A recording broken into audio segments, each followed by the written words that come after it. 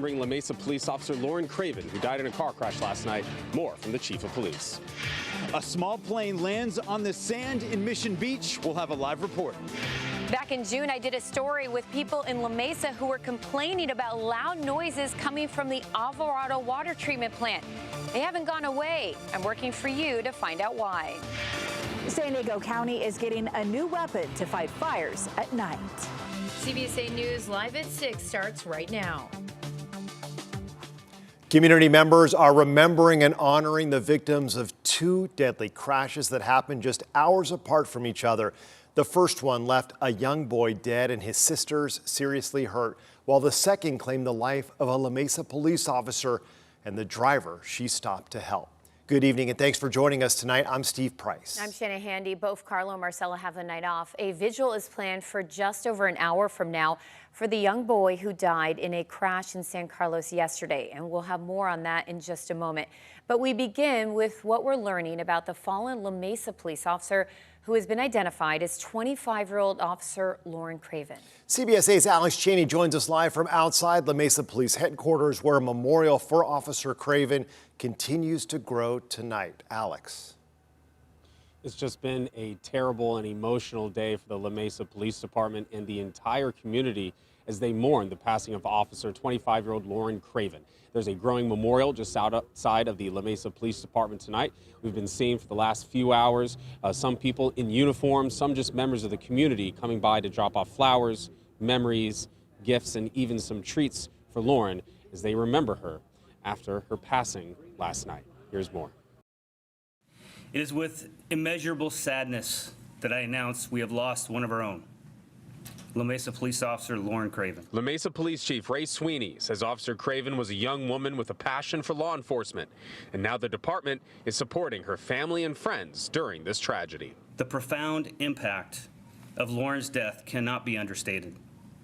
We will be looking to our community and to each other for support in the coming days. The La Mesa City Manager says the La Mesa Police Department's mental health and wellness program is assisting officers and other staff as they process the loss. We want our officers, firefighters, and all city staff to know that it's okay to grieve, it's okay to seek help.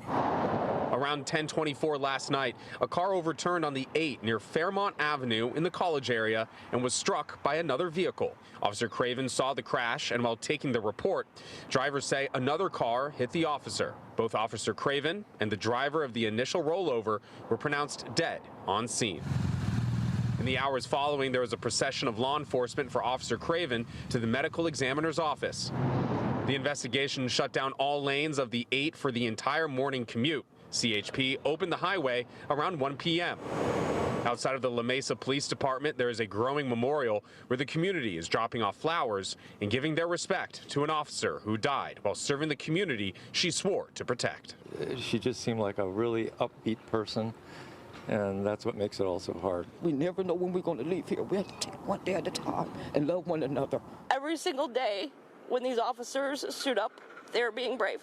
When they suit up every single morning, you don't know if they're coming home.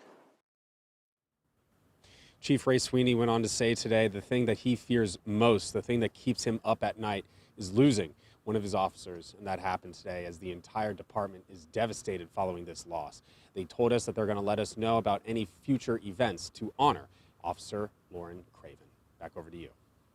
Heartbreaking situation out there, Alex. Thank you. Our other top story, a community is coming together to remember a child hit and killed by a car while walking to school with his two sisters who were seriously hurt. This happened yesterday near Lake Murray, and tonight a vigil being held to honor those children. CBS 8's Steffi Roche joins us live from San Carlos with more. Steffi.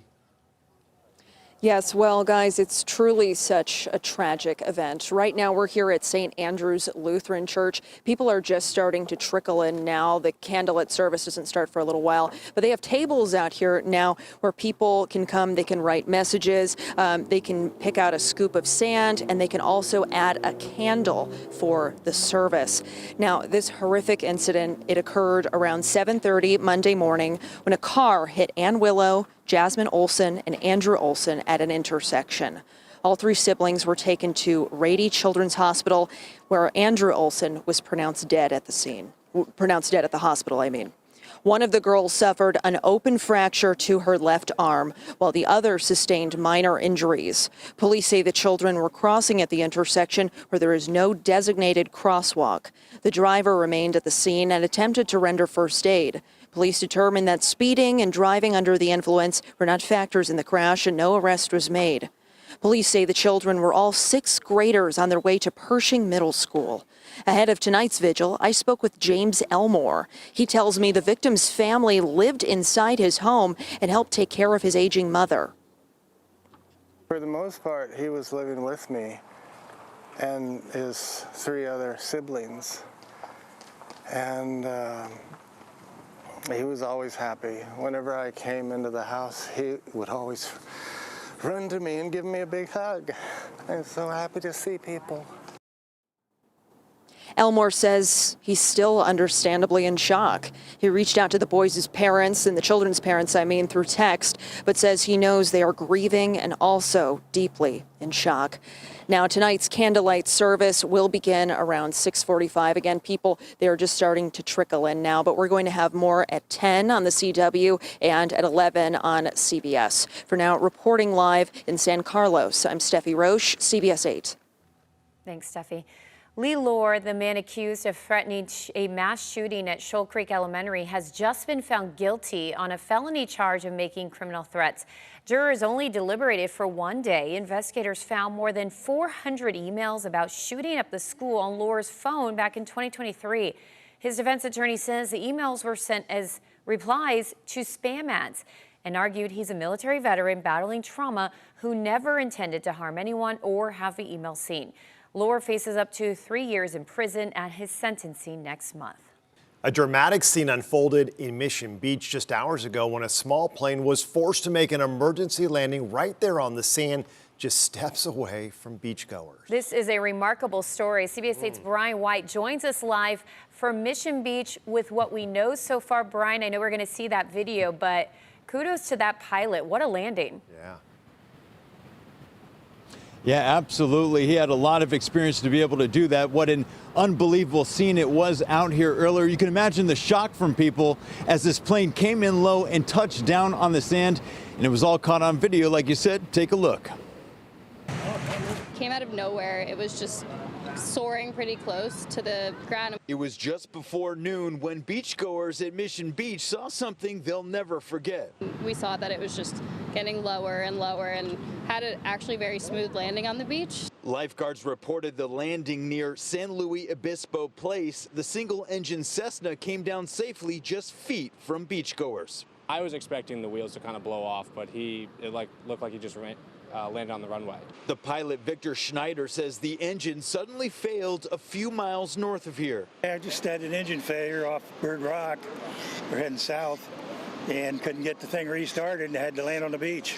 Despite the emergency, the landing went off without a hitch. Victor's daughter was in the plane with him. He did all of his radio calls, knew it was failing, saw the beach, quickly decided, made an executive decision, we're going to land on the beach. Incredibly, no one on board or on the beach was hurt. They walked off this plane uninjured, so I think that speaks a lot to the experience of the pilot, and we're just really grateful that they were not injured.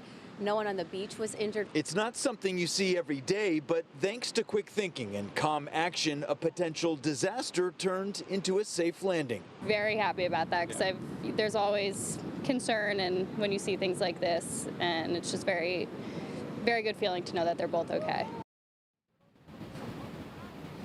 And the plane has since been towed away from here. But Shannon and Steve, we learned from the pilot's daughter that this was not the first time he's landed on a beach. This was not his first rodeo, and he knew exactly how to handle it. Back to you guys.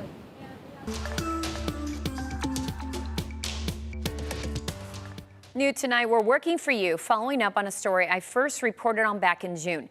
People in La Mesa who live near the Alvarado water treatment plant say they've had to deal with loud noises daily, and it hasn't gotten any better. This is the noise I encountered back in June coming from the Alvarado water treatment plant. Today, I didn't hear anything, but neighbors assure me it's still around intermittently throughout the week. I close the windows, I run the air conditioner, I put the air cleaner on and music, and I can still hear the noise. Lauren Gillihan says she took this video last Tuesday. She lives on a street that backs up to the plant. I spoke with her and several of her neighbors, all of whom have the same complaints. This thing is destroying our lives. We can't sleep. We can't think. Especially those that work from home like myself, we're unable to concentrate on anything because our windows are rattling with sound. And they tell me it's not just noise coming from the plant. You can hear a bunch of crazy noise. The last time I was here, David Little walked me to the other side of the water treatment campus where the water quality lab is. He showed me large yellow air handling external units, which he says also make an obnoxious noise, but it's more constant at 24 hours a day. David says he had been in contact with people at the plant to resolve the problem, but after speaking out to CBS8, he was informed they can't communicate with him anymore. Where are you at with this right now? I think that we're tired of being bullied and ignored, and I think that these people here are ready to file a class action lawsuit. While the people impacted live in La Mesa, the property is owned by the city of San Diego. La Mesa Vice Mayor Lauren Cazares says even her hands are tied, adding she'd like to see those affected get some relief. The AWP project is very important, but the lack of communication has been what's most concerning to me. So what's the source of these noises, and is there any end in sight? A spokesperson with the city of San Diego says the noise from the plant is part of a filter restoration project that was expected to be complete in September. A new date has been set for the end of November. The spokesperson added noise mitigation is a priority, and the contractor has made efforts, including relocating equipment and installing sound blankets. As for the lab noise, a temporary HVAC unit is still in place, and final repairs are expected to begin next month. To further mitigate noise impacts while also supporting the critical functions of the lab, the HVAC is turned off from 7 p.m. to 6 a.m. each day. The spokesperson said decibel readings have been done and they're within acceptable limits. And remember, if there's something you would like us to look into, just email us at workingforyou@cbs8.com. San Diego County leaders advance policies related to immigration enforcement. Those details are still ahead. Plus, what we're learning about a shooting that left a U.S. Marshal hurt during an ICE operation. And San Diego County has a new nighttime firefighting tool they say will help keep local communities safe.